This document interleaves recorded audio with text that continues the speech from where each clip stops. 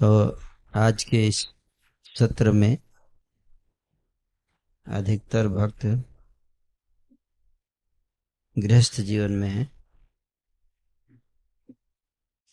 तो इसलिए हम लोग आज श्रीमद् भागवत के 7वें स्कंध का 14वें अध्याय से पढ़ेंगे। श्रीमद् भागवत का जो ये स्कंध है 14वां अध्याय, इसमें आदर्श पारिवारिक जीवन इस अध्याय का नाम है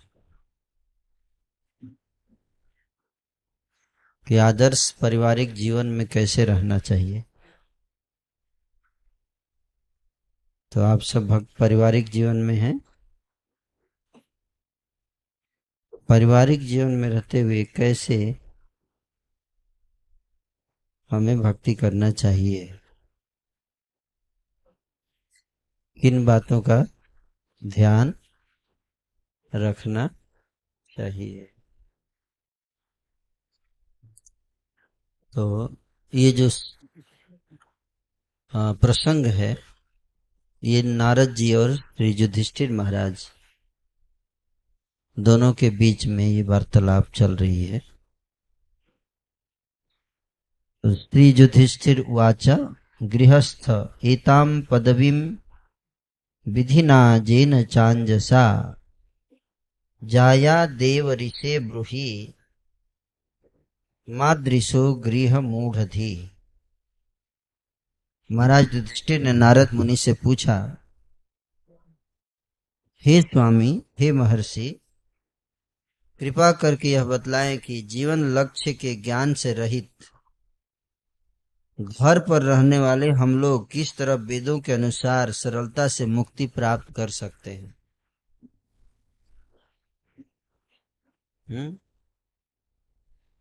तो प्रश्न है, युधिष्ठिर महाराज जो स्वयं गृहस्थ हैं,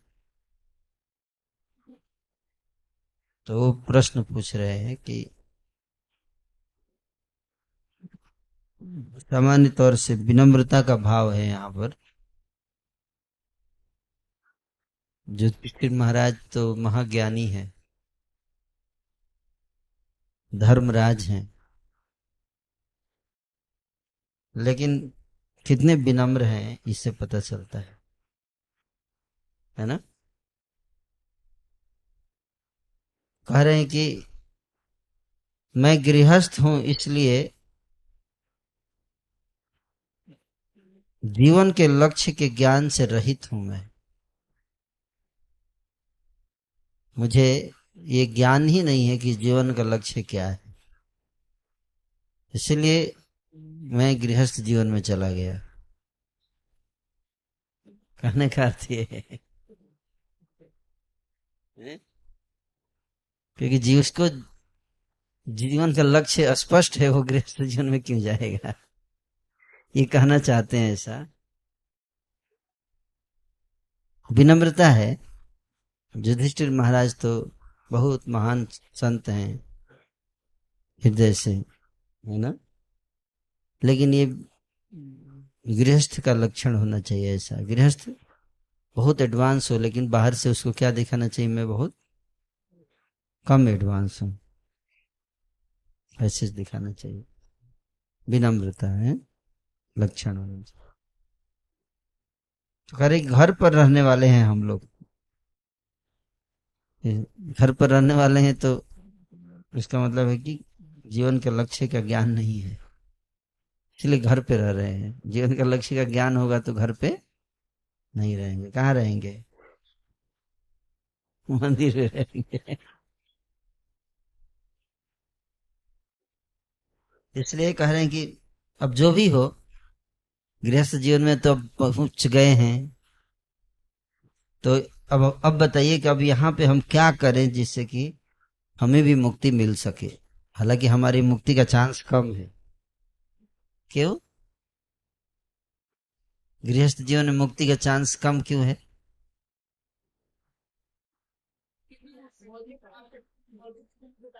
हाँ, भौतिक चीजों के प्रति आसक्ति बहुत हो जाती है, पुत्र के प्रति, संतान के प्रति, हैं? हाँ, धन, संपत्ति, सुख सुविधा, है ना। तो इससे आप सबको तो पता ही है, आपको क्या बताना है सब गृहस्थ जीवन में,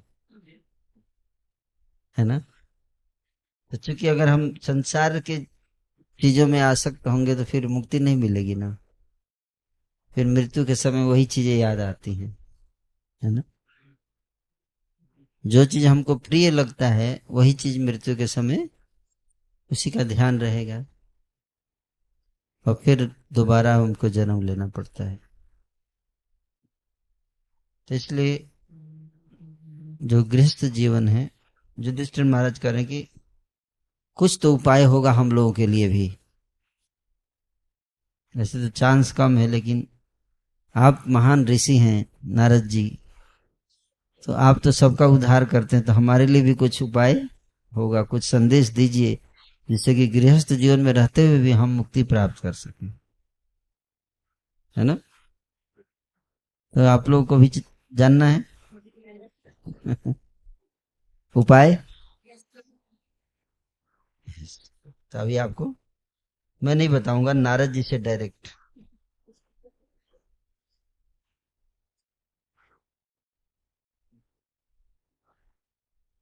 नारद जी अब क्या उत्तर दे रहे हैं, सुनिए।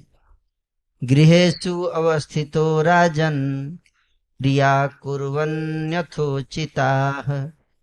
वासुदेवार्पणं साक्षात् उपासित महामुनि। नारद जी कहते हैं कि हे राजन, जो लोग घर पर गृहस्थ बनकर रहते हैं उन्हें अपनी जीविका अर्जित करने के लिए कार्य करना चाहिए। अपनी जीविका अर्जित करने के लिए कार्य करना चाहिए। सन्यासियों की नकल नहीं करनी चाहिए उनको। कई बार गृहस्थ लोग सन्यासी का नकल करते, सोचते हैं सब छोड़ दो, हैं, भगवान पे निर्भर हो जाओ। हाँ, हाँ, सही बोल रहे हैं। तो बोल रहे हैं कि गृहस्थ को कार्य करना चाहिए, है ना। उसको नौकरी, व्यवसाय, खेती, गोरक्षा, ये सब में अपनी जीविका उपार्जन के लिए कार्य करना चाहिए। लेकिन क्या बोल रहे हैं, लेकिन अपने कर्मों का जो फल है, जो आप कार्य करते हो उससे जो आपको फल मिलता है, जो भी आमदनी होती है, उसको क्या करना है, उसको स्वयं भोगने का प्रयास नहीं करना चाहिए, है ना। सबसे पहला चीज है। हालांकि बहुत कठिन काम है, क्योंकि कोई व्यक्ति क्या सोचता है, अरे मैंने मेहनत किया है तो कौन खाएगा, आप खाएंगे। मेहनत मैंने किया, खाएंगे आप। तो जो व्यक्ति मेहनत करके कमाता है वो दूसरों को देना उसके लिए सही, अच्छा लगेगा, नहीं लगेगा, है ना। लेकिन अगर मुक्ति चाहिए तो देना पड़ेगा है। तो इसलिए कह रहे हैं कि फल को स्वयं भोगने का प्रयास न करके क्या करना चाहिए, उन फलों को वासुदेव कृष्ण को अर्पित करना चाहिए।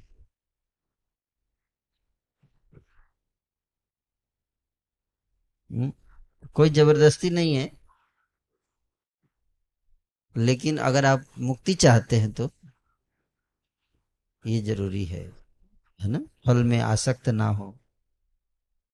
हम्म, आप कर्म करो, लेकिन जो भी उससे आपको फल मिल रहा है, आमदनी हो रही है, उसको आप स्वयं मत भोगो। हम्म, उसको भगवान के लिए, भगवान की खुशी के लिए उसको अर्पित कीजिए। हम्म, समझ में आ गया।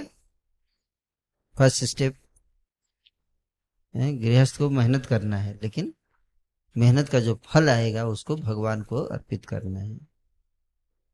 इस जीवन में वासुदेव को किस तरह प्रसन्न किया जाए, इसे भगवत भक्तों की संगति के माध्यम से भली भांति सीखा जा सकता है। तो दूसरा क्या कि भगवान के भक्तों की संगति में रहो।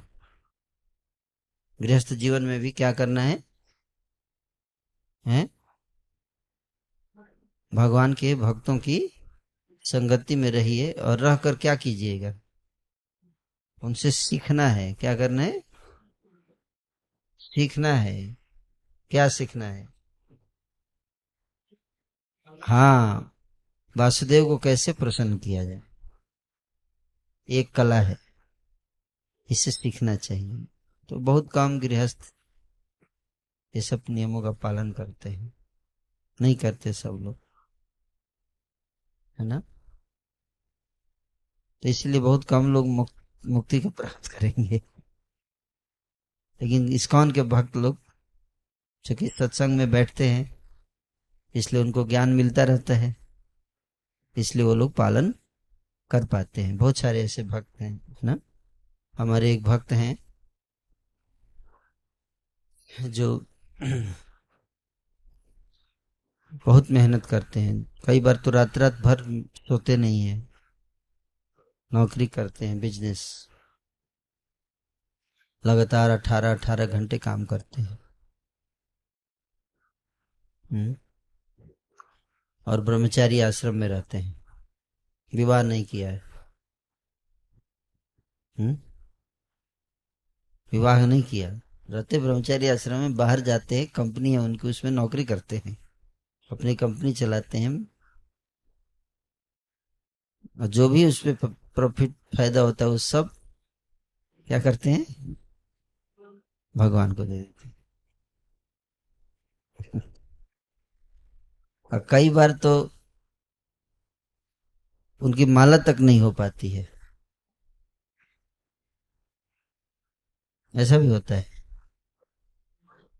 इसलिए मैंने उनको बोल रखा कि आपकी माला, आपको हर एकादशी को 64 माला करना है, क्योंकि बाकी दिन कई बार माला नहीं हो पाती है ठीक से, काम इतना, बोझ इतना ज्यादा होता है। लेकिन जो मेहनत तो इतना कर रहे हैं, करोड़ों रुपए कमाते हैं, लेकिन सोते हैं जमीन पर। क्या सोएंगे जमीन पे, बेड भी नहीं है उनके कमरे में। बिल्कुल सादा जीवन है, बिल्कुल सादा जीवन। मुझे लगता है ब्रह्मचारी भी उतने सादा नहीं रहते जितना कि सादा वो रहते हैं। हैं? तो इतना धन कमाते हैं लेकिन उसका पैसे को अपने सुख के लिए इस्तेमाल नहीं करते हैं, और सारा का सारा धन भगवान की सेवा में अर्पित करते हैं। आदर्श इसको बोलते हैं। उसी तरह से हमारे गुरु महाराज जी थे, परम पूज्य गोपाल कृष्ण गोस्वामी जी महाराज। 1967 की समय की बात है कि जब वो मॉन्ट्रियल में नौकरी करते थे, उस समय प्रभुपाद जी से मिले, तो उनकी जितनी सैलरी मिलती थी सब प्रभुपाद जी को दे देते थे लाके।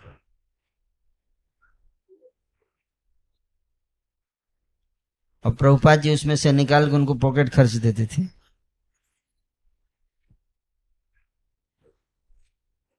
सोचिए।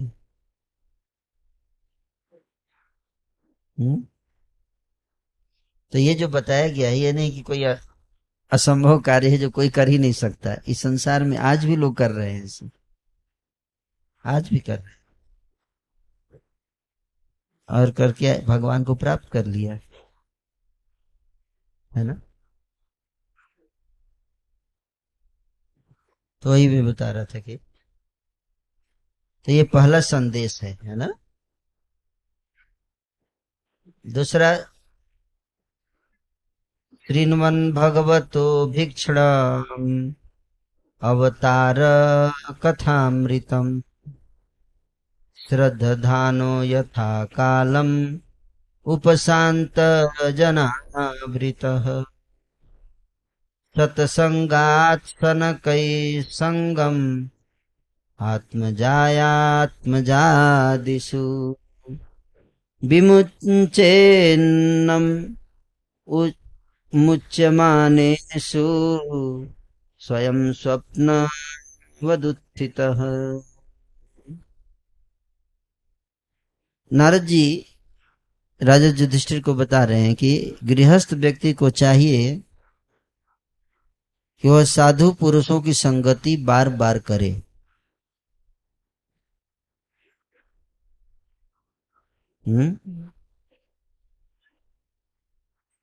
जो लोग संसारिक जीवन से विरक्त हैं उनके साथ हमें संग करना चाहिए, है?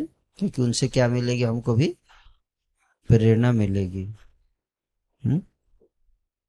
वैराग्य जीवन की प्रेरणा मिलेगी। उनके साथ रहेंगे तो है, कहते खरबूजा को देखकर खरबूजा रस चलता है। इसलिए प्रभुपाद जी चाहते थे कि हर रविवार को सत्संग का कार्यक्रम होता है इस्कॉन मंदिर में, तो प्रतिदिन हमें हर रविवार को आना चाहिए। या कोई वरिष्ठ वैष्णव आते हैं तो उनके प्रवचन में आकर बैठना चाहिए, जैसे आप लोग बैठे हुए हैं, उनसे सुनना चाहिए बार बार। तो उन पुरुषों, साधु पुरुषों की संगति बार बार करना चाहिए गृहस्थ। तो ये बात क्यों बोला जा रहा है? क्योंकि गृहस्थ के लिए ये कठिन काम है। क्या गृहस्थ के लिए आसान नहीं है? साधु पुरुष की संगति बहुत कठिन है, क्योंकि उसकी इतनी जिम्मेदारियां होती हैं, उसको छोड़ के टाइम निकाल के आके सत्संग में बैठना बहुत कठिन है ना। कितने लोग मंदिर आके सत्संग करते हैं? बहुत कम। इसलिए बोला जा रहा है ना, यहाँ पे जो भी बोला जा रहा है ना, वो कठिन काम है, वो काम आसान नहीं है। इसलिए बोल, जो आसान होता तो बोलते नहीं भाई, जब सब कर ही रहे हैं तो क्या जरूरत है बोलने का। कठिन काम है, साधु की संगति करना कठिन काम। इसलिए आप देखो मुट्ठी भर लोग यहाँ बैठे हुए है कि नहीं। बरेली की पॉपुलेशन है 25 लाख, है ना। और कितने लोग यहाँ बैठे हुए? 50 भी नहीं है।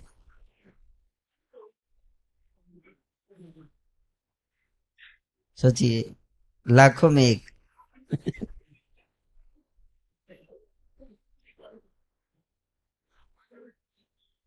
है ना, लाखों में एक व्यक्ति सत्संग करता है। और फिर आगे और कठिन बना रहे हैं। सत्संग तो मान लो बैठ भी गया, कहते कि सत्संग कैसे करना है। केवल आकर प्रवचन में बैठ जाना सत्संग नहीं है। कह रहे कि सत्संग जो है वो अत्यंत श्रद्धा पूर्वक, कैसे? श्रद्धा पूर्वक, अत्यंत श्रद्धा पूर्वक भगवान तथा उनके अवतारों के कार्यकलापों के अमृत का उस रूप में श्रवण करे जिस रूप में वे श्रीमद् भागवत तथा अन्य पुराणों में वर्णित है। शास्त्र के अनुसार श्रवण करना है। ये नहीं कि कोई कहीं पे भी कथा चल रही है बैठ गए, या सीरियल देख रहे हैं। तो सीरियल में शास्त्र के आधार पे नहीं होता है हर चीज, है ना। तो इसलिए जो पुराणों में वर्णित है, आचार्यों के द्वारा जो उसी ज्ञान को सुनना है और श्रद्धा पूर्वक।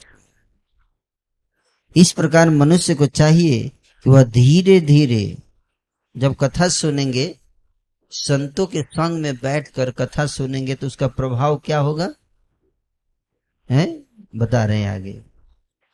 कि जब हम ऐसा करेंगे तो उसका क्या प्रभाव होगा, भगवान की लीला सुनेंगे तो क्या प्रभाव होगा। कह रहे हैं उसका प्रभाव ये होगा कि व्यक्ति, गृहस्थ विशेष रूप से, धीरे धीरे अपनी पत्नी तथा संतान के स्नेह से उसी तरह विरक्त हो जाएगा जिस प्रकार जाग जाने पर मनुष्य स्वप्न से विरक्त हो जाता है। तो ये लाभ है, प्रभाव। सत्संग का प्रभाव ये है कि क्या आएगा, वैराग्य आएगा।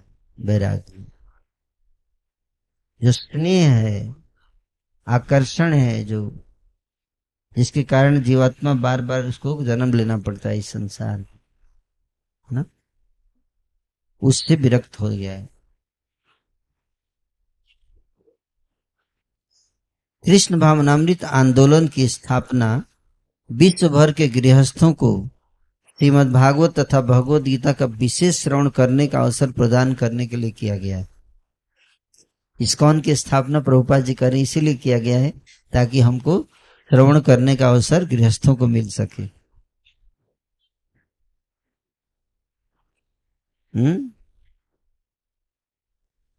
जो प्रत्येक व्यक्ति को, विशेष रूप से गृहस्थों को, कृष्ण के विषय में सुनने का विशेष अवसर प्रदान किया जाना चाहिए।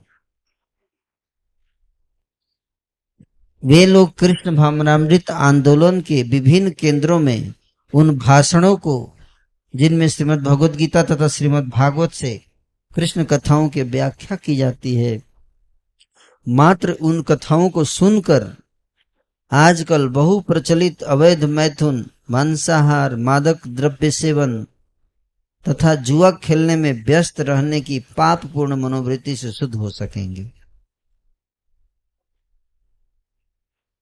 भगवान की कथाओं को सुनने से, ये बुरी आदतों से व्यक्ति क्या हो जाएगा, शुद्ध हो जाएगा। उन्हें इसी प्रकार प्रबुद्ध किया जा सकता है। हरे कृष्ण कृष्ण कृष्ण हरे हरे, हरे राम राम राम हरे हरे।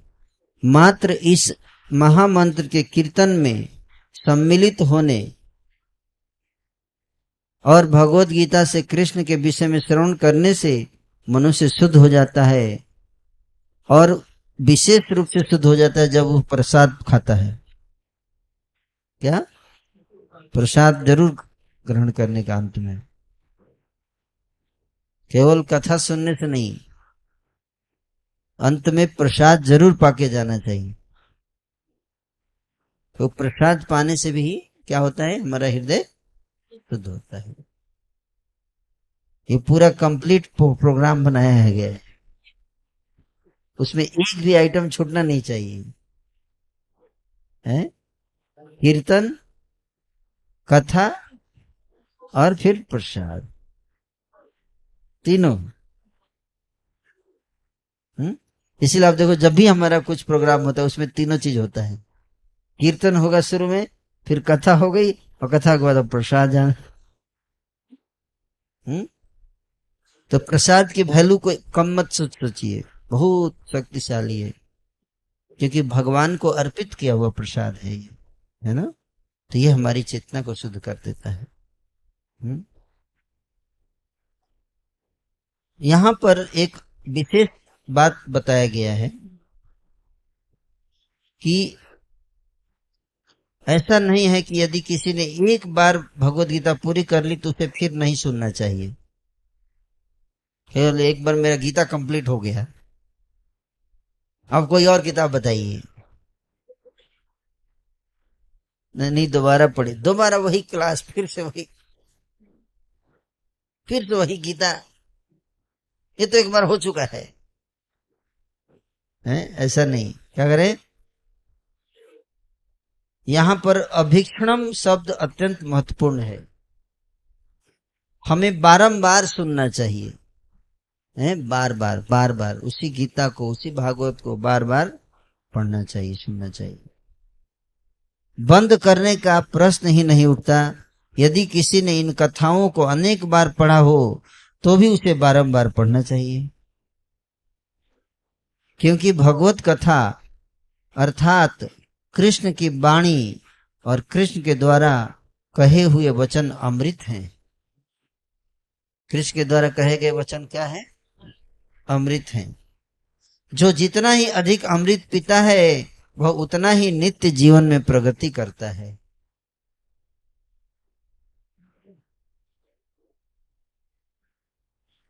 मनुष्य जीवन मोक्ष के लिए है, लेकिन दुर्भाग्यवश कलयुग के प्रभाव से गृहस्थ लोग प्रतिदिन गधे की समान कठिन परिश्रम करते हैं। वे प्रातः काल उठते हैं और जीविका उपार्जन के लिए 100 मील तक की यात्रा करते हैं। विशेष रूप से पाश्चात्य देशों में मैंने देखा है कि लोग जीविका उपार्जन के लिए कार्यालय तथा फैक्ट्री में जाने के लिए सुबह 5 बजे जाग जाते हैं। कलकत्ता तथा बंबई में भी लोग ऐसा ही करते हैं। वे अपने अपने कार्यालय या फैक्ट्री में कठिन श्रम करते हैं और घर लौटते समय 3-4 घंटे यातायात में बिताते हैं, आने जाने में। तब वे 10 बजे सो जाते हैं और पुनः अपने कार्यालय और फैक्ट्री में जाने के लिए सुबह 5 बजे उठ जाते हैं। शास्त्र में इस प्रकार के कठिन परिश्रम को सुअर तथा कुत्ते का जीवन कहा गया है।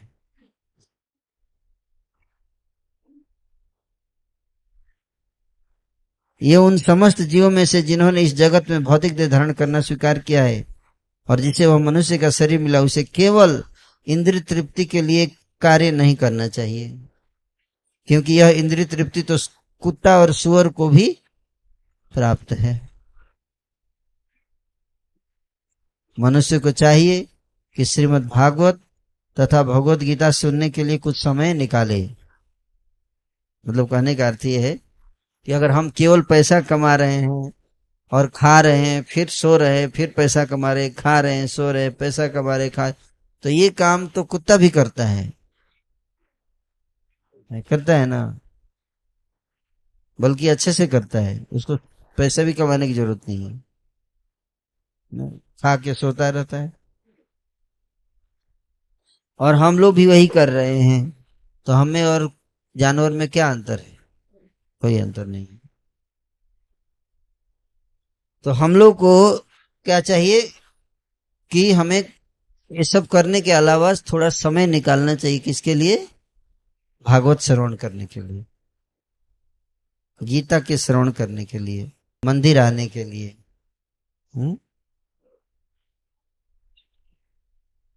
यही वैदिक संस्कृति है,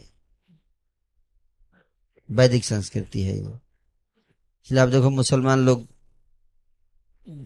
हर फ्राइडे को जाता है नमाज पढ़, है ना, सब बैठ के नमाज पढ़ेगा जाएगा साथ, ठीक है ना। सप्ताह में एक दिन जाता है ना सब, है? हाँ, नहीं जाएंगे, सही बोल रहे हैं। और क्रिश्चियंस भी जाते हैं रविवार को चर्च, लेकिन हिंदू लोग नहीं जाएगा। हिंदू लोगों को भी हर संडे को मंदिर जाना चाहिए, लेकिन हिंदू इस्कॉन वाले हिंदू जाते हैं, बाकी लोग नहीं जाते हैं।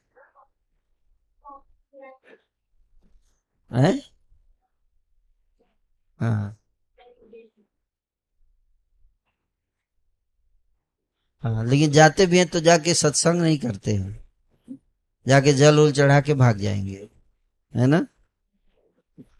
बस यही करना है, जल चढ़ाइए, फूल पत्ती चढ़ाइए और उसके बाद घंटा बजाइए और जाइए। हाँ है? तो इससे जब कथा नहीं सुनते हैं वहां जाकर, है ना, सत्संग नहीं करते हैं। सत्संग बहुत जरूरी है ना। अब बता रहे हैं कि इसलिए वैदिक संस्कृति का मतलब थोड़ा समय निकालना चाहिए, प्रतिदिन मंदिर जाना चाहिए, सत्संग करना चाहिए प्रतिदिन। इसलिए यहाँ पे आप सबको प्रसन्नता के लिए मंदिर बनने वाला है।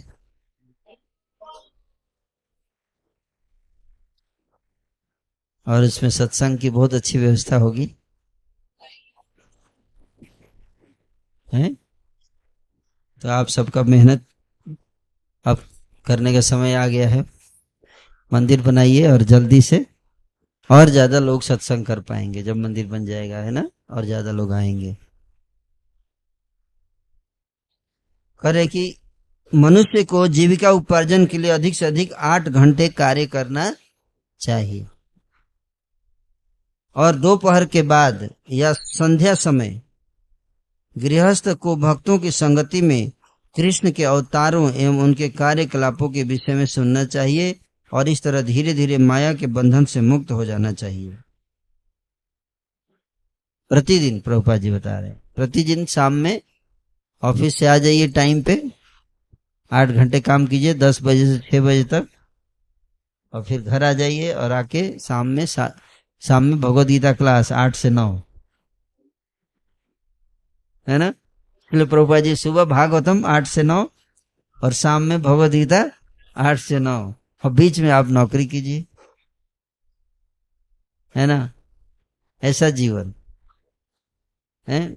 लेकिन जो फुल टाइम गृहस्थ है उनको तो हो जाता है, लेकिन जो बाहर जॉब करने वाले गृहस्थ डिवोटी उनका 8 घंटे से जॉब से काम नहीं चलता है कि नहीं, उनको ज्यादा मेहनत करना पड़ता है।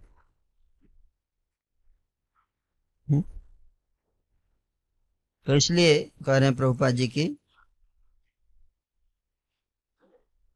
किंतु गृहस्थ लोग कृष्ण कथा सुनने के लिए समय नहीं निकालते हैं।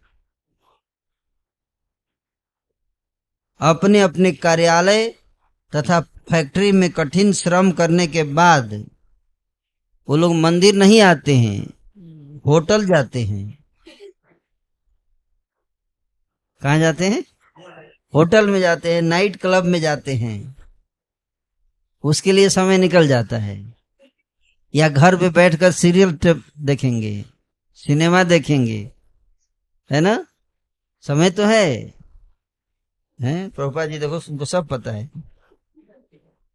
कह रहे हैं कि ये लोग क्लबों में जाने के लिए समय निकालते हैं जहां वे कृष्ण कथा ना सुनकर असुरों तथा अभक्तों को राजनीतिक गतिविधियों को सुनकर प्रसन्न होते हैं। बैठ के न्यूज देखेंगे, हैं न्यूज देखेंगे कि क्या हुआ आज, मोदी जी ने क्या किया, यानी कि भगवान ने क्या किया, मोदी ने क्या किया, जोगी ने क्या किया, जिसने क्या किया। कोई नहीं बचाएगा हमको, भगवान के अतिरिक्त कोई नहीं बचा सकता है। बोले पॉलिटिकल न्यूज सुनकर प्रसन्न होते हैं और मैथुन, शराब, स्त्री तथा मांस का भोग करके समय का बर्बादी करते हैं। यह गृहस्थ जीवन न होकर आसुरी जीवन होता है। ये गृहस्थ नहीं है, क्या है? आसुरी जीवन है। किंतु कृष्ण भावनामृत आंदोलन विश्व में फैले हुए अपने केंद्रों में ऐसे पतित तथा निंदनीय व्यक्तियों को कृष्ण के विषय में श्रवण करने का अवसर प्रदान करते हैं। स्वप्न में हम मैत्री तथा प्रेम का समाज बना लेते हैं, किंतु जब हम जागते हैं तो देखते हैं कि सब छू मंतर हो गया। जैसे सपने से जैसे उठते तो क्या, जो भी सपना में हम देखते हैं वो सब छू मंतर हो जाता है ना। इसी प्रकार मनुष्य का समाज, परिवार तथा प्रेम भी स्वप्न है और मनुष्य के मरते ही यह स्वप्न समाप्त हो जाता है। मृत्यु के बाद स्वप्न खत्म। अभी हम लोग सपने में जी रहे हैं और मरते ही सपना टूटता है। यानी कि मरने के बाद सब नींद आ जाता है, ऐसा नहीं है। मरने के बाद सपना टूटता है, हैं?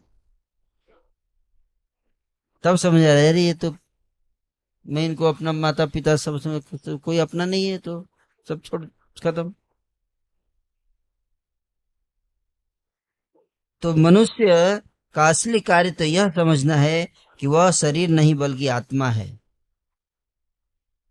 अतः उसके कार्यकलाप भिन्न होने चाहिए, तभी वह सुखी हो सकता है। भक्ति में लगा हुआ व्यक्ति सरलता से भौतिकवादी जीवन के स्वप्न से मुक्त हो जाता है।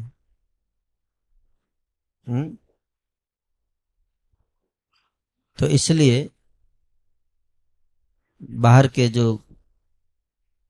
भौतिकवादी गृहस्थ हैं, उनको तो गृहस्थ कहा भी नहीं जा सकता, मुझे लगता है असुर बोलना चाहिए।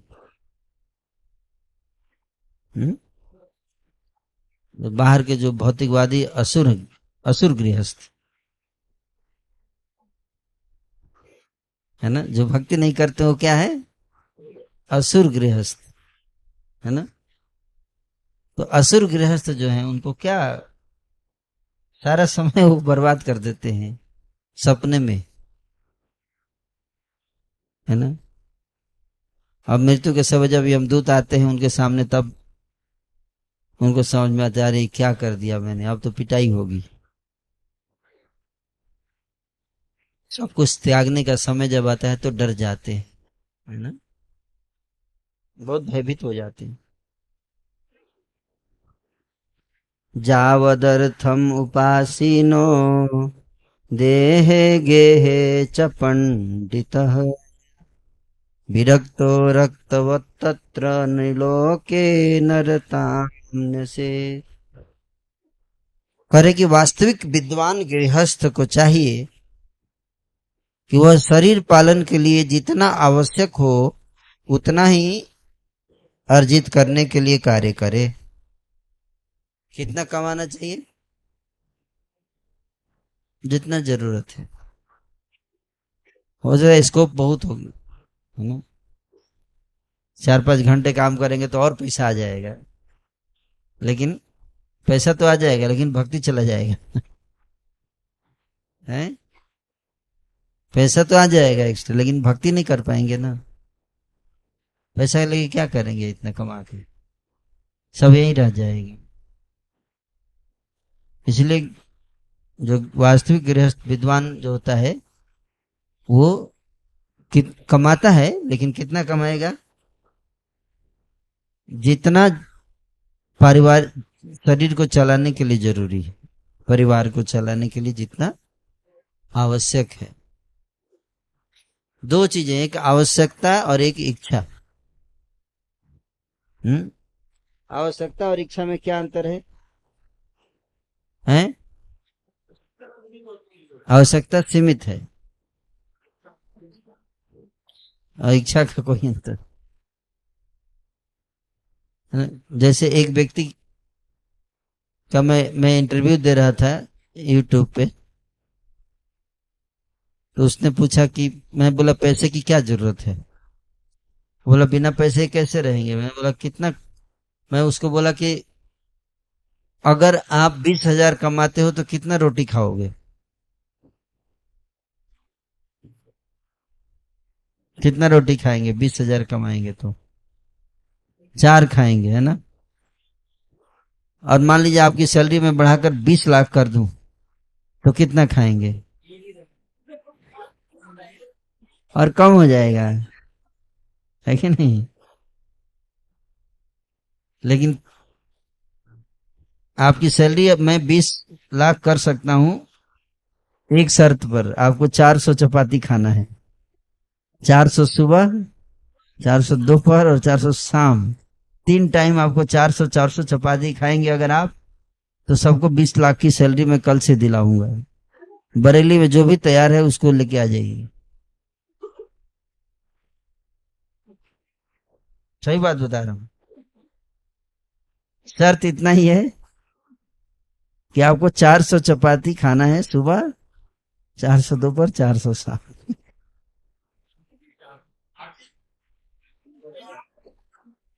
अरे मसीह वो हमारी टेंशन है, आप इस्कॉन में ये सब बहुत, कुकिंग के मामले में हमको पता है कैसे।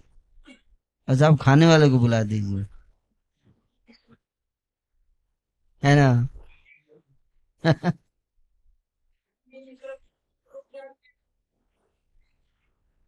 कोई देखो, हमारी आवश्यकताएं उतनी ही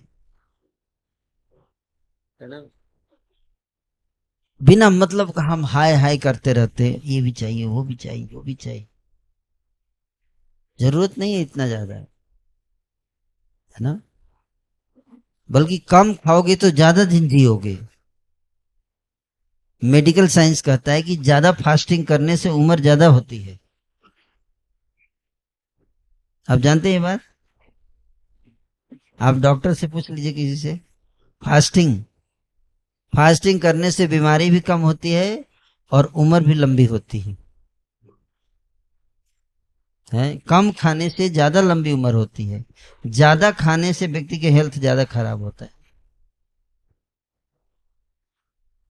इसलिए जो आवश्यकता है हमको उतना भोजन करना चाहिए, उतनी आवश्यकता के लिए पूर्ति करनी चाहिए। भागे जा रहे हैं, भागे जा रहे हैं, भागे जा रहे हैं ना, इसमें समस्या है। आप देखो वैदिक संस्कृति में जीवन कितना सरल था, उसका मैं आपको उदाहरण दे रहा हूं। अभी मैं लोग पैसे कमाने के पीछे भाग रहे हैं। अभी मैं गया था पिछले साल होली के समय में गया था, मैं गांव गया था अपने घर की तरफ। तो मेरे बड़े भाई ने अपने आंगन में एक पेड़ लगा रखा है सहजन का। सहजन जानते हैं ना, ड्रम स्टिक। और वो पेड़ लगाकर परेशान हो गया है क्योंकि उस पे इतना सहजन आया था, इतना सहजन, कम से कम 500 केजी सहजन आया था। वो बोला मैं जब ये पेड़ काट दूंगा अगली बार, इतना सहजन आ रहा है कि मैं खा नहीं सकता। सारे पड़ोसी को बांट दिया, वो लोग भी मना कर रहा है कि अब कितना खाएंगे। और वही सहजन दिल्ली में खरीद रहे 500 रुपए केजी।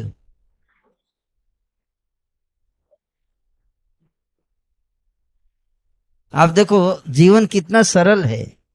एक सहजन का पेड़ लगा दिए, पूरा गांव खा लेगा उससे। और कोई उसमें इन्वेस्टमेंट, 1 रुपया भी इन्वेस्टमेंट नहीं है उसमें, पानी भी नहीं डालना है उसमें, वो खुद ले लेता है। आप बस खाते रहो, है कि नहीं? भगवान ने जीवन कितना सरल बनाया, मैं ये बताना चाहता हूं। इंसान ने इसको जटिल कर दिया है ना। हम शहर में रहते हैं और शहर के जीवन में हर चीज की चीजें महंगी मिलती हैं। दिल्ली में मैं दिल्ली में रहता तो एक दो दो कमरे का एक फ्लैट अगर आपको लेना है तो आपको उसके लिए हर रेंट पे लेना है तो कम से कम 20,000 तो आपको रेंट देना पड़ेगा उसका। उसके बाद हर चीज, पानी भी आपको पैसा देना पड़ता है, बिजली पानी हर चीज का पैसा दीजिए। तो अगर आपको 1 लाख भी सैलरी मिलती है फिर भी आपको समस्या रहेगी। जब वैदिक संस्कृति में ऐसा नहीं था, हर चीज घर पे उगाते थे, उसी को खाते थे, उसी से रहते थे और अपना घर बनाते थे, उसी में रहते थे। ज्यादा तो इतना महंगाई नहीं था, इतना सादा जीवन, उच्च विचार रहता था लोगों को। चिंता मुक्त रहते थे लोग, इतना ज्यादा चिंता नहीं रहता था। गाय रखते थे, उससे दूध आता था, उससे अपना भोजन होता था। अनाज और दूध और फल फूल खाते थे, सब्जी, और ताजा मिलता भी था। आज आप फल खाओ तो पता नहीं कितने दिन पहले वो तोड़ा गया होगा। उस बीमारी का घर रहता है, उसमें केमिकल इतना मिलाते हैं, है कि नहीं? न शुद्ध सब्जी न शुद्ध फल, और खाते हैं, नाना प्रकार की बीमारियां हो जाती हैं। फिर डॉक्टर के पास जाके पैसा दीजिए। कोई बीमारी हो जाती तो 8-10 लाख से कम में तो बात ही नहीं होता है कि नहीं? उधर पैसा दीजिए, वहां भी पैसा। तो इसलिए जीवन भगवान ने सरल बनाया, लेकिन हम लोग, मानव समाज ने उसको जटिल कर दिया। और पहले गर्मी बढ़ाते हैं, पोल्यूशन बढ़ाकर फिर एसी बनाते हैं। पहले गर्मी कर दिया है और फिर बोलते अब एसी खरीदिए, हैं? फिर बोलते बिजली नहीं है। अब एसी का आदत लगा दिया तो बिजली काट दिया। फिर जनरेटर खरीदिए, फिर जनरेटर खरीद लिया तो तेल का दाम बढ़ा दिया, है ना। यही है भौतिक जीवन, है ना। हमेशा कुछ ना कुछ परेशानी करेंगे। सरल जीवन रहेगा, अच्छा रहेगा, आनंद का जीवन रहता है। हुँ? तो इसलिए हमको अपनी आवश्यकताओं को सीमित करना चाहिए, है ना। इतना कम में हमारा चल जाए। गृहस्थ जीवन में बहुत खर्चे नहीं करने चाहिए।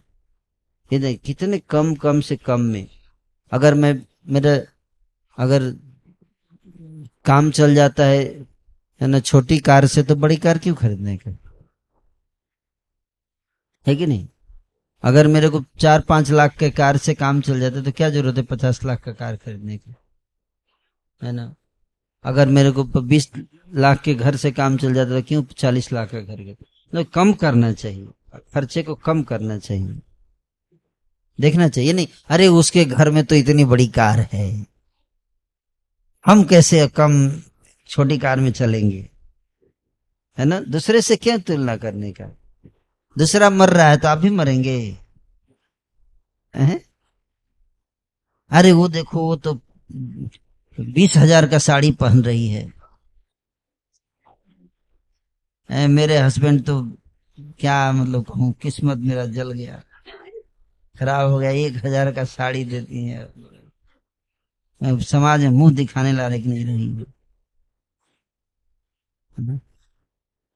तो हमें ऐसा नहीं करना चाहिए, है हमें, क्योंकि वो साड़ी जो है उससे देखो कितना चिंता बढ़ेगा, है ना। 19,000 का बजट एक्स्ट्रा आएगा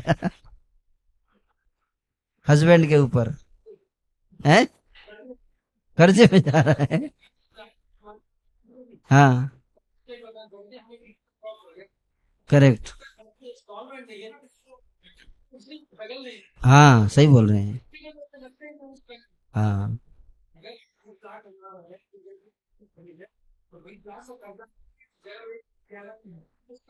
हाँ, हाँ, स्ट्रगल, मतलब डिप्रेशन में तभी जा पाएंगे।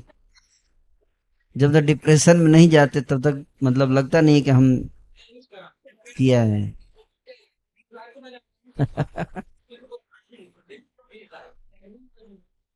इसीलिए आप देखो कितने लोग मानसिक रोग के शिकार हो रहे हैं आजकल, डिप्रेशन, स्ट्रेस, एंजाइटी, क्यों इतना, आत्महत्या कर रहे हैं लोग कितने। आप देखो, जैसे ही रिसेशन आता है, हल्का सा नौकरी जाने का खतरा होता है, कितना ब्लड प्रेशर बढ़ जाता है? हाँ, वही मैं बोला, इंस्टॉलमेंट दे रहे तो कैसे देंगे, अगर नौकरी चली जाए तो कैसे देंगे। सेविंग रहेगा तो आपको एंजाइटी नहीं होगी, लोन रहेगा तो एंजाइटी होगी, है कि नहीं। हाँ, हाँ, लेकिन फिर भी गृहस्थ को हमेशा सेविंग करके रखना चाहिए, लोन तो कभी लेकर नहीं रहना, नहीं तो गृहस्थ कभी शांति से नहीं रह पाएगा। इसीलिए आप देखो गृहस्थ जीवन में दुख है, कारण क्या है कि यहाँ पे जो बताया गया उसको फॉलो नहीं करते हैं, कि उतना ही कमाओ जितना आवश्यक हो, है ना। बहुत ज्यादा हाई हाई नहीं करना, वो दूसरे को देखकर हमें नहीं प्रभावित होना। देखना है तो अब हम, आप देखो कई ऐसे महान संत हैं जो सादा जीवन जीते हैं, उनके पास कुछ बहुत ज्यादा बड़ी बड़ी चीजें नहीं है, फिर भी वो आराम से रह रहे हैं, प्रसन्न हैं। हम्म? तो ऐसे लोगों के साथ हम संग करेंगे तो उनको प्रेरणा मिलेगी सादा जीवन जीने का, है कि नहीं। अब विषयी लोगों के साथ संग करेंगे तो वो बोलेंगे, अरे क्या मतलब, ये कोई गाड़ी है, ये छोटी गाड़ी लेके चलते हो, हैं, बड़ा गाड़ी खरीदो, तो आपके अंदर भूत चढ़ जाएगा, है ना, बड़ा करने का कुछ, है ना। फिर खरीदी लोन लेकर, फिर चुकाते रहिए, चुकाते रहिए, चुकाते रहिए। हाँ, आसानी से मिलता है लेकिन मुश्किल से चुका पाते हैं। उसके बाद तो आपका एकदम पैर पैर के आपका सारा खून चूस लेगा वो, बार बार नोटिस आएगा, चुकाओ चुकाओ चुकाओ चुकाओ, है कि नहीं, है। तो वो भी देखना चाहिए कि आसानी से मिल रहा है इसका मतलब कुछ गड़बड़ है।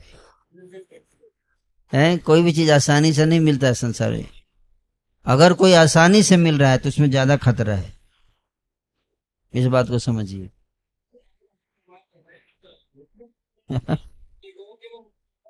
हाँ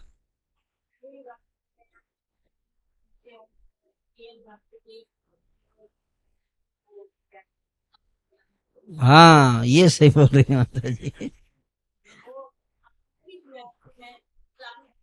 हाँ सुदामा जी, लोन अगर लेना है तो लीजिए भगवान का मंदिर बनाने के लिए, फिर आपको कोई दिक्कत नहीं होगा। हम्म?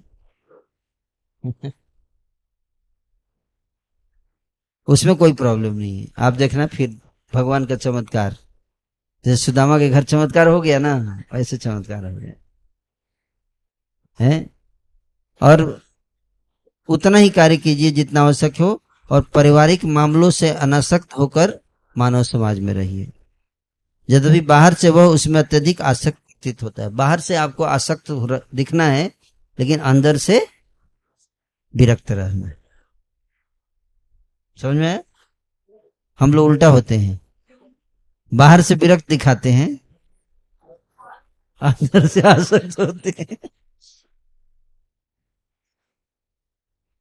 है ना? और उल्टा करना है, अंदर से विरक्त रहो, बाहर से आसक्त दिखाओ। है, बाहर से दिखाओ घर वालों को कि मैं बहुत प्रेम करता हूं आप लोगों से, है ना, ऐसे। लेकिन अंदर से कृष्ण से प्रार्थना को, हे प्रभु कब वो दिन आएगा कि ये सबसे पैसा छूटेगा। लेकिन बाहर बिल्कुल पता नहीं चलना चाहिए, है ना। अब प्रभु कृपा करहु यही भांति, सब तेजी भजन करहु दिन राति। हे प्रभु वो दिन कब आएगा मेरा, है कि दिन रात में आपका भजन करूंगा। लेकिन बाहर से एकदम बढ़िया से एकदम सब कुछ है, घर में जाके सबसे अच्छा व्यवहार करते के रहने, अंदर से ऐसे सोचने का है ना, ये कब वो दिन आएगा। ऐसा भाव, यानी कि बाहर से हम कभी भी भाग जाएंगे छोड़ के, समझ जाओ।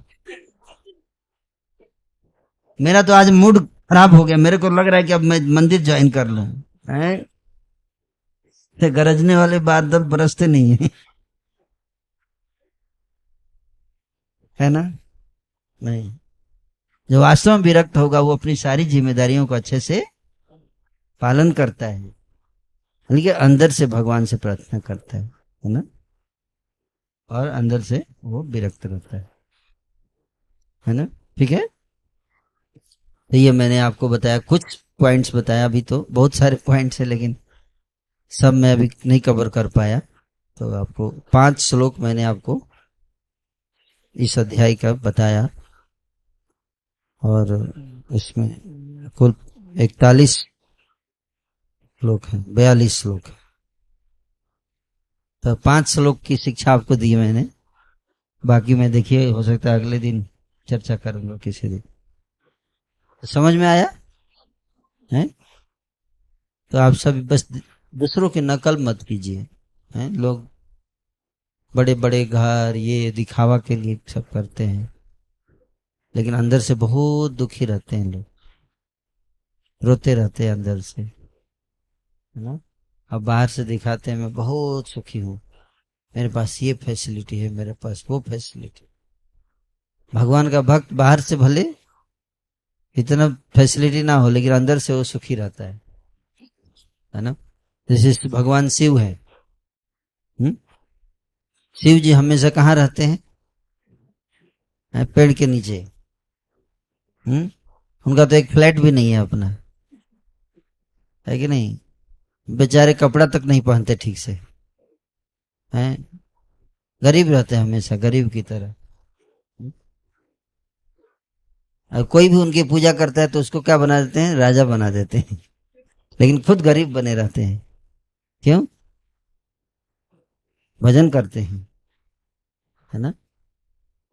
तो मूर्खों को धन ऐश्वर्य दे देते हैं, क्योंकि मूर्खों को देखना चाहिए कि शिव जी खुद माला करते रहते हैं। तो हमको क्यों मांगने का ये सब चीजें, जो खुद ही नहीं रख रहे, क्या मतलब बेकार का चीज होगा, इसीलिए तो नहीं रखते अपने पास, है कि नहीं। इसलिए शिव जी को महान महेश्वर कहा गया है ना, महेश्वर, है ना, हमेशा भजन में लगे रहते हैं, है ना, वो भी गृहस्थ हैं आइडियल गृहस्थ शिव जी, है ना। और माँ पार्वती देखो, एक बार माता पार्वती जी ने शिव जी से कहा कि प्रभु हमको ना स्वर्ग का, हमको तो मेरा जीवन ही बेकार हो गया आपसे विवाह करके, है ना, हमेशा पेड़ के नीचे आप रहते रहते हो, कोई सुख ही नहीं है ना, तो आप मेरे को, आप सबको इतना कुछ देते हो, मेरे को कुछ दो। तो शिव जी ने बोला क्या चाहिए बोलो। बोले मेरे को ना स्वर्ग का सुख चाहिए। क्या? स्वर्ग का सुख चाहिए। तो शिव जी बोले तो स्वर्ग का सुख क्या? स्वर्ग का पारिजात फूल चाहिए। क्या? पारिजात। तो शिव जी बोले वो तो मैं कहाँ से लाऊं पारिजात तुम्हारे, इंद्र का, इंद्र तो वो अलाउ नहीं करता है किसी को पारिजात ले जाने का। पारिजात का फूल जो है उसके गुण बताए गए हैं हरिवंश पुराण में, है ना। चार चार पूरा पूरा 4 पेज में तो पारिजात फूल के गुण ही बताए गए हैं, है ना। एक एक पारिजात का फूल अगर आप अपने कमरे में रख दोगे तो फुल एयर कंडीशन हो जाएगा, उससे म्यूजिक निकलता है, उससे मिठाई निकलता है, उससे हर चीज, एक फूल के अंदर से। पृथ्वी पे कहा है? स्वर्ग का है।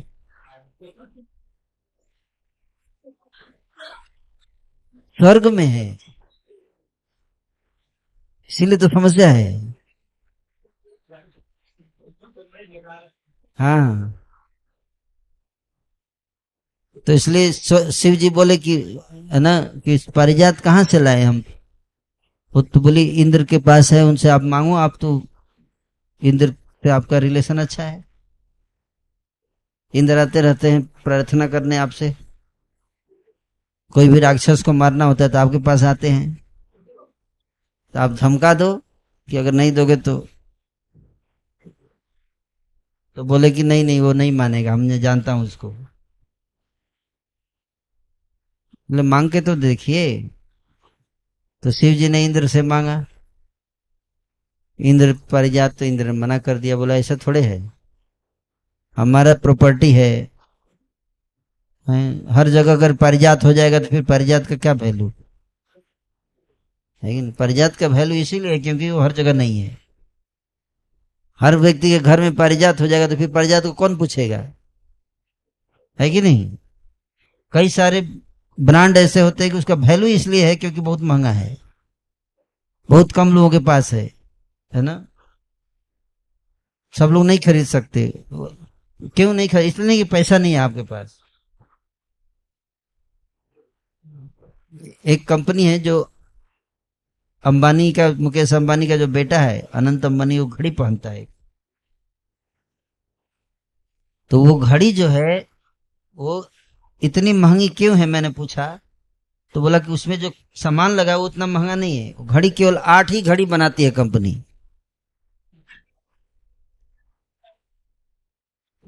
इसलिए सबके पास वो घड़ी हो ही नहीं सकती। आप करोड़ों रुपए भी दे दोगे तो आपके पास वो घड़ी, क्योंकि वो घड़ी बनती है केवल 8। हाँ, और वो घड़ी इतनी डिमांड में है क्यों? क्योंकि जो भी खरीदता वो स्पेशल आदमी होगा। घड़ी है भले है 8,000 का, लेकिन केवल 8 लोगों के पास है, तो इसलिए उसका डिमांड बहुत है। कम सबके पास हो जाएगी तो फिर उसका वैल्यू क्या है ना। इसको बोलते हैं ब्रांड, ब्रांडिंग, इसको बोलते हैं ब्रांडिंग है। तो पारिजात का ब्रांडिंग है, केवल स्वर्ग में रहता है।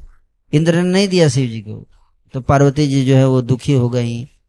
अब क्या करूं मैं, देखा कि पार्वती दुखी हो गई, मेरी पत्नी दुखी हो गई, अब तो क्या करूं। माथा पीटने लगी, मेरा किस्मत खराब था, क्या कर सकती हूँ। हैं? ये दिक्कत नहीं है, ये दिक्कत थोड़े है, ये यही तो आनंद है गृहस्थ जीवन का।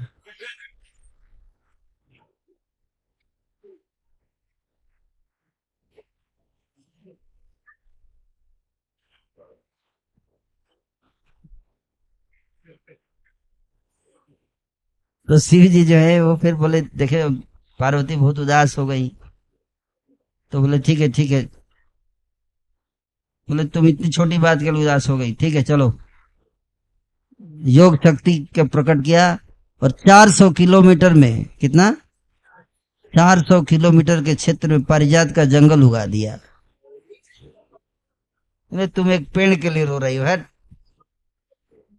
400 स्क्वायर किलोमीटर, सोचिए, पूरा बरेली डिस्ट्रिक्ट, दिल्ली तक पूरा कवर, पारिजात का जंगल ही बना दिया।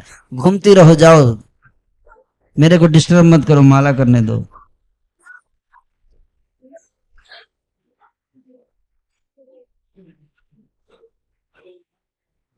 हैं? हाँ, तो अपना पार्वती अब जाके पारिजात के जंगल में घूम रही है अपना, ठीक है। तो मतलब मैं ये बोल रहा हूँ कि शिव जी के पास देखो इतनी शक्ति है, वो कुछ भी कर सकते हैं, लेकिन रहते हैं कैसे? बिल्कुल गरीबी में रहते हैं, जानबूझ के गरीबी में रहते हैं। क्योंकि बहुत ऐश्वर्य में रहेंगे ना, तो भजन में मन नहीं लगेगा। सुख में, बढ़िया जगह पे रहेंगे, खूब सारे सुविधा, तो बहुत नींद आएगा। खूब स्वादिष्ट भोजन मिल गया तो दो चपाती एक्स्ट्रा दबा जाते हैं, फिर उसके बाद नींद भी एक्स्ट्रा आती है, आलस भी एक्स्ट्रा आता है, फिर भजन नहीं कर पाएंगे, है कि नहीं? इसलिए जो बुद्धिमान लोग होते हैं वो सुख की स्थिति में नहीं रहे, वो थोड़ा मीडियम सिंपल लाइफ जीते हैं, ताकि भगवान का भजन अच्छे से कर सके, तब हम गृहस्थ जीवन में भी रह के अच्छी भक्ति कर सकते हैं। तो इसलिए आप लोग भी इस प्रकार से गृहस्थ जीवन को अपने को ढालना चाहिए, जिससे हम मोक्ष प्राप्त कर सके, जन्म मृत्यु के चक्र से मुक्त हो सके। हरे कृष्ण।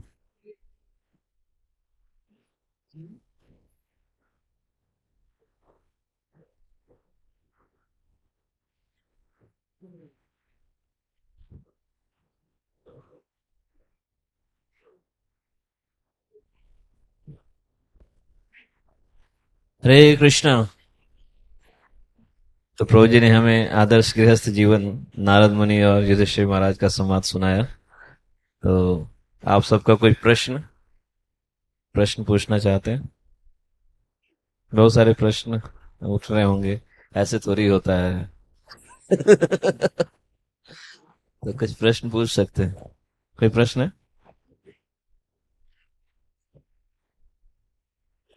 हरे कृष्णा प्रभु जी। प्रभु जी, जैसे आपने बताया ना कि किसी को देख के द्वेष होता है, तो ये चीज तो मतलब ये नहीं है कि सामने से बोल रहे हैं, मतलब ये खत्म हो गई है, कि ऐसा नहीं है कि किसी से कंपैरिजन कर रहे हैं अपना। लेकिन प्रभु जी, आज के टाइम में बेसिक नीड ही इतनी हो गई है कि उसके लिए बहुत स्ट्रगल करना पड़ता है। तो वो मतलब हमें फील भी होता है कि हाँ, हम भक्ति कम कर पा रहे हैं, लेकिन बेसिक जैसे आपने बताया कि रेंट ही 20,000 है ना। अब हम वैदिक में कहीं और गांव में जाके तो नहीं रह सकते ना, रहना हमें यही है। तो उस चीज में बहुत प्रॉब्लम आता है प्रभु जी। आप बिल्कुल सही बोल रही हैं, क्योंकि जटिल बना दिया है ना, समाज जटिल हो गया। अब आप चाह के भी सरल नहीं बन सकती, यस। स्थिति ऐसी है, कलयुग का प्रभाव ऐसा है। इसलिए कलयुग में बेसिक जो नीड्स, अपने परिवार का मूलभूत आवश्यकताओं को भी अगर आप पूरा कर लिए, तो आप बहुत महान व्यक्ति। यस प्रभु, उसी में बहुत ये स्थिति है कलयुग में, जी। है ना। संघर्ष है ना जीवन में, क्या कीजिएगा। उस संघर्ष में भी आप लोग भक्ति कर रहे हैं, बहुत बड़ी बात है। है ना। इसलिए जो कलयुग में भक्ति कर रहे हैं वो महान आत्मा है, विशेष रूप से गृहस्थ जीवन में रहते हुए। गृहस्थ जीवन में भक्ति बहुत कठिन है ना। फिर भी आप लोग कर रहे हो। ये अपने आप में बहुत प्रशंसनीय है। हम्म, तो समय निकालना इतना कठिन है।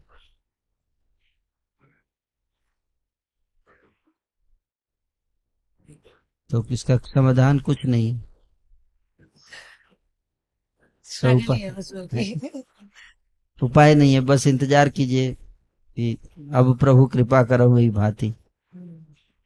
सब तेज भक्त भजन की वो दिन कब आएगा कि जिम्मेदार बच्चे बड़े हो जाए तो उनके ऊपर रिस्पॉन्सिबिलिटी। जिम्मेदारी देकर तब अच्छे से भक्ति कर, तो चक्र है प्रभु जी। है ना। यस। यही एक उपाय है, और क्या कीजिएगा। हाँ, तो क्या कीजिएगा। भक्ति तो करो, जितना हो सके उतना करो, पर उस लेवल का लग्जरी भक्ति है। एक होता है नॉर्मल भक्ति, एक होता है लग्जरी, है ना। वो लग्जरी वाली भक्ति नहीं हो पाएगी।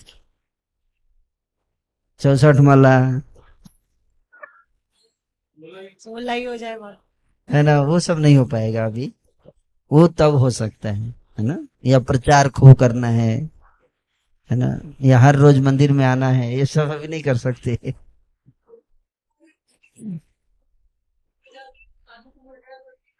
हाँ, घर पे रखे ऐसे नहीं हो पाएगी। कलयुग में भक्ति करना बहुत कठिन है।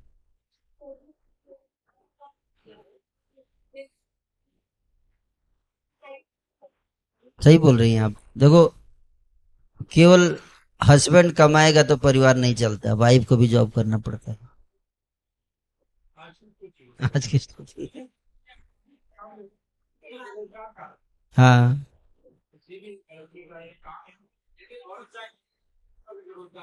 ये-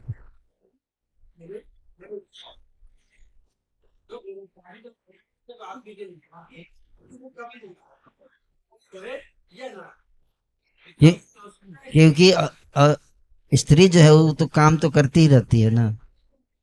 देखो,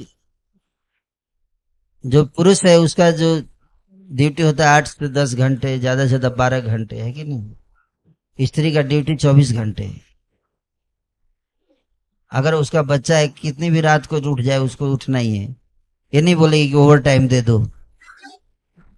तुमने एक्स्ट्रा 2 बजे रात को रोया, तुम्हारी 2 घंटे उठी, ओटी दो, चलो निकालो। तो उसका ड्यूटी का कितना घंटे का है, 24 घंटे का है। अब वो करे या ना करे उसकी बात है, कितना करती है, लेकिन काम तो बहुत रहता है ना। तो उसकी ड्यूटी है, बहुत काम रहता है स्त्रियों को, है ना। है। हाँ, करेक्ट।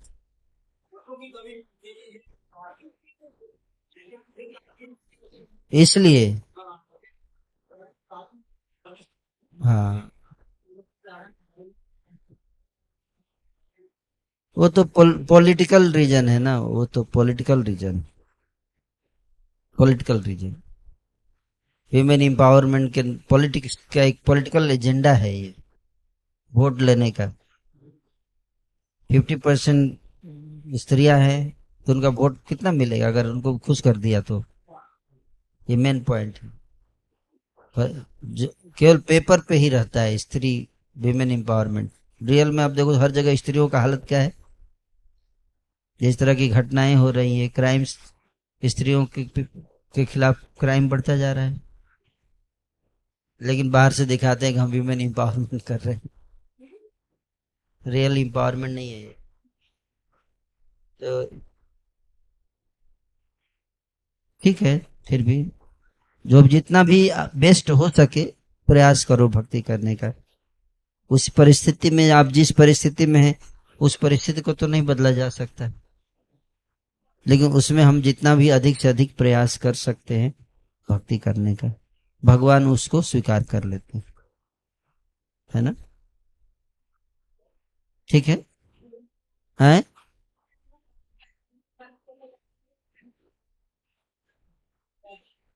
मैं समझ गया। तो इसलिए भगवान जो है वो आपके स्थिति को देख रहे हैं, है ना। तो भगवान देखते हैं कि अरे इसके पास, जैसे कोई व्यक्ति है, उसकी इनकम है 1 लाख रुपए, ठीक है, तो वो 10,000 रुपये दान देता है। और एक व्यक्ति की इनकम है 10,000 रुपये, वो 2,000 रुपये दान देता है। किसने ज्यादा दिया? हाँ। तो अगर ब्रह्मचारी जो है, अगर 6 घंटे भक्ति करता है, और गृहस्थ जो है अगर 2 घंटे भक्ति करता है, तो गृहस्थ को ज्यादा मार्क्स मिलेगा। क्यों? क्यों? क्योंकि उसकी जिम्मेदारी ज्यादा है ना। उस इतनी कठिन परिस्थिति में उसने इतना टाइम निकाला, 2 घंटे निकाला, इसलिए उसको ज्यादा मार्क्स मिलता है। भगवान उसको ज्यादा, इसको कठिन समय में इतना निकाला, है ना। समझ में आया? हनुमान जी बड़े बड़े पहाड़ लेके आ रहे थे पुल बनाने के लिए, और गिलहरी छोटे छोटे कंकड़ हैं, लेकिन भगवान के लिए दोनों बराबर था, है ना। तो गिलहरी के कंकड़ से पुल नहीं बनने वाला था, लेकिन भगवान ने उसके भावना को देखा। क्या देखा? भावना को देखा। उसी तरह से अगर आपके पास 2 ही घंटे हैं, पर आपने उस 2 घंटे में अच्छे से सीरियस भक्ति कर रही, तो भगवान उसको पूरा मार्क्स दे देंगे आपको, फुल मार्क्स। समझ में? तो ग्रेस मार्क्स से ही हम लोग पास होंगे, इसे बोलते हैं हिज ग्रेस।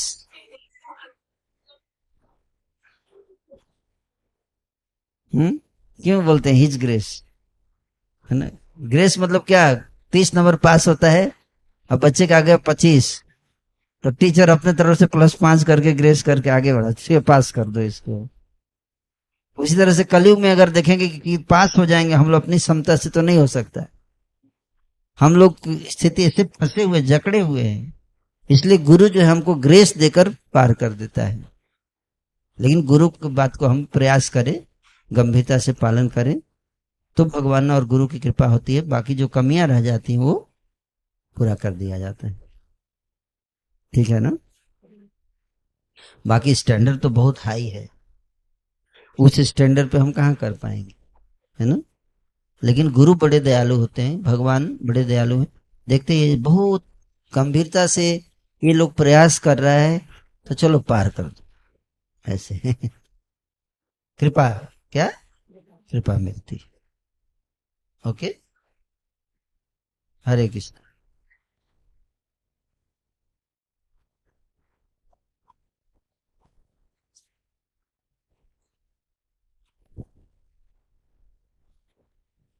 हरे कृष्णा। तो हम प्रभु जी का बहुत बहुत धन्यवाद देंगे, प्रभु जी ने अपना कीमती समय। और कोई प्रश्न है? हाँ, एक प्रश्न और किसी का कोई प्रश्न है? हरे कृष्णा प्रभु जी। प्रभु जी, एक जो अभी लास्ट पॉइंट बताया था ना आपने, कि जैसे जो घर के पारिवारिक जो मामले हैं उनसे दूर रहना चाहिए, नहीं मतलब उनसे उलझना नहीं चाहिए। तो जैसे प्रभु जी एक थोड़ा रियलाइजेशन में और आगे के लिए सीख के लिए भी आपसे पूछ रही हूँ प्रभु जी, कि जैसे प्रभु जी ना, जैसे मेरी फैमिली जो है ससुराल पक्ष की, तो वो ऋषिकेश में रहते हैं प्रभु जी। तो मेरे जो मतलब जो हस्बैंड है, तो वो 4 भाई हैं प्रभु जी। तो जैसे मतलब जो उनके माता पिता, जो मतलब सास ससुर थे मेरे, तो उन्होंने क्या करा था, जैसे वो जो हिस्सा नहीं कर पाए थे हम लोगों का, मतलब बंटवारा नहीं कर पाए थे। तो जैसे मेरे जो जेठ जी थे, उन्होंने क्या करा प्रभु जी, कि जैसे हम लोगों को मतलब हमें जो है, हमारा ऋषिकेश में प्रॉपर्टी है प्रभु जी, काफी प्रॉपर्टी है, तो उन्होंने हमें जो है उसमें से मतलब कुछ भी नहीं दिया। और हमें क्या करा, जो पापा जी का फंड का जो पैसा होता है, वो उनके सिस्टर में और हम में जैसे डिवाइड हुआ वैसे ही हुआ। मतलब उन्होंने अपने सिस्टर को दिया, 4 सिस्टर हैं, और हम लोग को दिया। उसमें से उन्होंने ये भाग भी लिया प्रभु जी, और जो प्रॉपर्टी था वो भी लिया प्रभु जी। तो बहुत ही मतलब मेरे जो मतलब हस्बैंड है, वो उनको ये बुरा लगा कि हम 4 संतानें हैं माता पिता की, और जो बड़े भाई को वो नॉमिनी बना गए थे प्रभु जी, नॉमिनी बना के गए थे कि आपको करना है मतलब ये सब, अब हम पे समय नहीं है। तो प्रभु जी उनने हमारे साथ इस तरीके का करा। तो जैसे प्रभु जी इसमें हम बहुत काफी 2-3 महीने जब उलझे रहे प्रभु जी, तो हमें ऋषिकेश जाना पड़ता था, इसके लिए कई बार जाना पड़ता था, वहां बातचीत होती थी इस विषय पे। तो प्रभु जी बहुत दिन सुनते सुनते 1-2 महीने तक तो प्रभु जी मेरे को बहुत कष्ट होने लगा, क्योंकि मैं अपनी भक्ति खराब नहीं करना चाहती प्रभु जी। तो फिर प्रभु जी मेरे प्रभु जी थोड़ा सा मुझसे नाराज भी हो गए थे। तो प्रभु जी हमने बहुत बड़ा मतलब डिसीजन ले लिया कि मैंने कहा ठीक है, जो पापा जी के आशीर्वाद समझ के जो ये वाला प्रॉपर्टी जो मिला है फंड का पैसा, उसको हम रखते हैं और इसके लिए हम नहीं लड़ेंगे अब कि जो भी प्रॉपर्टी है उसके लिए। क्योंकि प्रभु जी अगर हम केस करते तो जाहिर सी बात है कि प्रभु जी हमें जाना पड़ता, और फिर हमें जाना पड़ता तो इधर हमारा मंदिर का सेवाएं छूटता प्रभु जी, हमारा भक्ति खराब होता, और पता नहीं प्रभु जी फिर वो भाइयों से कब तक चलता। तो प्रभु जी मैंने तो यही डिसीजन लिया कि मैंने वो प्रॉपर्टी छोड़ दिया प्रभु जी। तो क्या नाम है, बाकी बस प्रभु जी जो पापा की तरफ से जो आशीर्वाद समझ के तो ये ले लिया प्रभु जी। तो अब जैसे अब आप कह रहे प्रभु जी कि हमारे जीवन में ये कष्ट आते हैं ना, कि जैसे पारिवारिक मामले होते हैं, हम नहीं पढ़ना चाहते प्रभु जी उसमें, लेकिन फिर भी आते हैं प्रभु जी। तो इनसे कैसे प्रभु जी कैसे निकल सकते हैं, या और अच्छा कैसे कर सकते हैं परिवार के साथ? नहीं, वो प्रयास करना चाहिए जितना भी हो पाए। यस प्रभु जी, ये सब तो रहेगा संसार, यस प्रभु जी, समस्याएं तो रहती है। आप देखो दुर्योधन ने कितना अन्याय किया पांडवों के साथ, यस प्रभु जी, है ना। और धृतराष्ट्र ने तो उनको पूरा राज्य ना देके आधा भी नहीं दिया, बोला सुई के नोक के बराबर भी जमीन नहीं दो, तो है कि प्रभु नहीं। जी इसके लिए बहुत लोगों ने हमें जो हमारे जो रिलेशन वाले हैं उन्हें बहुत मुझे मतलब समझाया कि आप लड़ो, आप अपना हिस्सा लो। पांडवों ने लिया यही मतलब शास्त्रों का ये दिया कि क्यों छोड़ोगे आप। लेकिन प्रभु जी मुझे ये लग रहा था कि आज के इसको देखते हुए कि हमारे पता नहीं कितने साल इसमें वेस्ट चले जाते। हाँ, मतलब आज केस मुकदमा में तो समय लगता ही है। यस प्रभु जी, इसी वजह से मैंने प्रभु जी वो प्रॉपर्टी को छोड़ना ही उचित समझा प्रभु जी। तो उसको ठीक है, आपने अच्छा सोच किया होगा कुछ। धन्यवाद प्रभु जी। हरे कृष्णा प्रभु।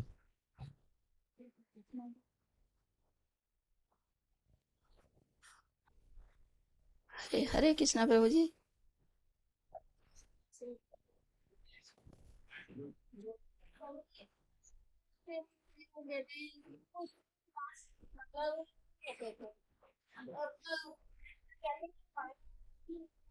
तो मालूम नहीं होता तो प्रभु मुझे बात करो तो मैं भी क्लास को लगता देखो साथ क्लास मैंने उसके क्लास करते तो बोले समझ और मैंने उससे पहले कहा 5 किलो मालिश करो गलती करो। दोनों एक साथ। नहीं नहीं, दोनों एक साथ नहीं, मतलब क्लास ले लो फिर माला बाद में। हाँ ठीक है। मतलब ये क्लास सुनना भी जरूरी है और माला करना भी जरूरी है, तो पहले क्लास कर लो फिर बाद में। हाँ दोनों ठीक है। और माला देनी नहीं हो पाती है तो सही है क्या मतलब दोनों सही है, आप भी सही है वो भी सही है। भाव एक ही है दोनों का। वो भी चाहता है एडवांस करे, बोलते माला ध्यान से कर लूं। पे ड्यूटी चला जाता हूँ तो मुझे टाइम नहीं मिलता और रात को छुट्टी रहती है। माला करना सबसे ज्यादा जरूरी है। यही मैंने कहा वो कितना अच्छी तरह देंगे हम लोग वहाँ गुड़गांव में ही तो जरूर मैंने से हट रहे